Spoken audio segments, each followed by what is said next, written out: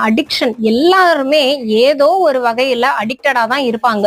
சில பேர் வந்து பாத்தீங்கன்னா ஈவன் ஃபுட்டுக்கு கூட அடிக்டடா இருப்பாங்க, சாஃப்ட் ட்ரிங்க்ஸ்க்கு அடிக்டடா இருப்பாங்க, பீட்சா பர்கர் கூட சில பேர் அடிக்டடா இருப்பாங்க. ஸோ இந்த அடிக்ஷன் அப்படிங்கிறது இன்னும் ஒரு சில பேர் பொண்ணுங்களுக்கு அடிக்ஷன், பசங்களுக்கு அடிக்ஷன். ஸோ அடிக்ஷன் அப்படிங்கிறது நம்ம வாழ்க்கையில ஏதோ ஒரு வகையில இருந்துகிட்டே தான் இருக்கும்.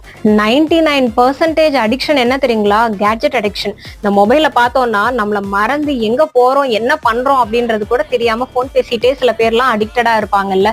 இந்த மாதிரி ஏகப்பட்ட அடிக்ஷன் இருக்கு. அதுல ரீசெண்டா நான் ஒரு வீடியோல பார்த்துட்டு இருந்தேன். அவர் போனை பார்த்துக்கிட்டே ஒருத்தர் தான் காரு நினைச்சு ஏறி உட்கார்ந்துட்டாரு. அப்பவும் கூட போனை பார்த்துக்கிட்டே இருக்கிறாரு. கடைசியில பார்த்தா அது அவரோட காரு கிடையாது, போலீஸ் வண்டி அது. சோ இந்த மாதிரி காமெடியான விஷயங்கள்லாம் அடிக்ஷன்னால நடக்கும். அது கூட பரவாயில்ல. ஆனா நம்ம வாழ்க்கையே டிராஜடியான விஷயமா போய் நடக்கும் போதுதான் போதை பொருளா இருக்கட்டும், ஆல்கஹாலா இருக்கட்டும், சோ இந்த மாதிரி நீங்க அடிக்டடா